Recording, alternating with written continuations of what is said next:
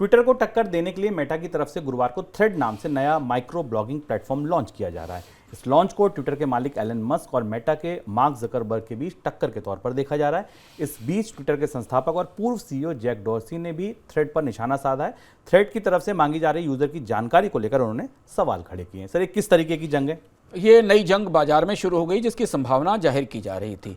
Twitter की संकट समस्याओं को देखने के बीच में बाजार में कम से कम 2-3 ऐसे बड़े प्लेटफॉर्म तैयारी कर रहे थे जो कि माइक्रो ब्लॉगिंग की दुनिया में आए, और मार्क जकरबर्ग का थ्रेड सामने आ गया। और थ्रेड के साथ अब मार्क जकरबर्ग उसी स्पेस में, उसी बाजार में जहां आमतौर पर ट्विटर की मोनोपोली है, ट्विटर अकेला अपने तरीके का प्लेटफॉर्म है जो माइक्रो ब्लॉगिंग प्लेटफॉर्म के तौर पर इस्तेमाल किया जा रहा है, वहाँ मार्क जकरबर्ग का थ्रेड आने वाला है।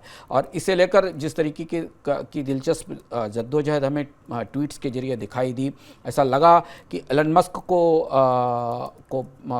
सीधा झटका इस बात से लगा है। उनका ट्वीट जिस तरह से आया उससे माना जा रहा है कि अब माइक्रो ब्लॉगिंग प्लेटफॉर्म के बाजार में 2 बड़े दिग्गज जंग के लिए उतर रहे हैं, जिसमें एक कंपनी जो हालांकि बाजार में मोनोपोली में है लेकिन बहुत सारी मुश्किलों में फंसी हुई, और जकरबर्ग ने लंबे समय बाद किसी एक नए प्रोडक्ट के साथ, किसी नए क्षेत्र के साथ बाजार में उतरने की तैयारी की, जहां वो माइक्रो ब्लॉगिंग के क्षेत्र में आगे आ रहे हैं।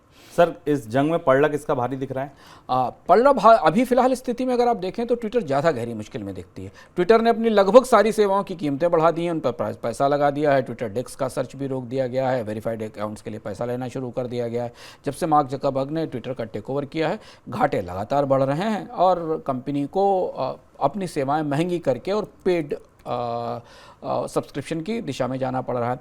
जकरबर्ग की आर्थिक स्थिति, बैलेंस शीट ट्विटर से ज़्यादा बेहतर दिखाई देती है। हालांकि जकरबर्ग को फेसबुक को भी चुनौतियों का सामना करना पड़ रहा है, लेकिन फेसबुक ने अभी हाल में छटनी करके बहुत सारे और प्रयोगों के जरिए अपने प्लेटफॉर्म्स पर रेवेन्यू की दृष्टि से जकरबर्ग मजबूत स्थिति में देखते हैं। उनका एक और प्लेटफॉर्म है इंस्टाग्राम, जो काफ़ी बड़ा सक्सेस है। तो अगर ये जंग एक मुफ्त माइक्रो ब्लॉगिंग प्लेटफॉर्म वर्सेस एक पेड माइक्रो ब्लॉगिंग प्लेटफॉर्म के बीच में होगी, क्योंकि ट्विटर अब ऑलमोस्ट पेड जैसा होने जा रहा है और जकरबर्ग के पास अभी इतनी ताकत है, क्षमता है, इतने रेवेन्यूज़ हैं कि वो अपने थ्रेड्स को लंबे समय तक फ्री रख सकते हैं। तो ये जंग दिलचस्प और देखने लायक होगी। क्या एलन मस्क भी वो सारी फीस जो उन्होंने लगा रखी है वो हटाएंगे, या फिर मुफ्त सेवा के लिए, मुफ्त माइक्रो ब्लॉगिंग सेवा के लिए ट्विटर के लोग थ्रेड्स की तरफ जाएंगे? ये देखना होगा।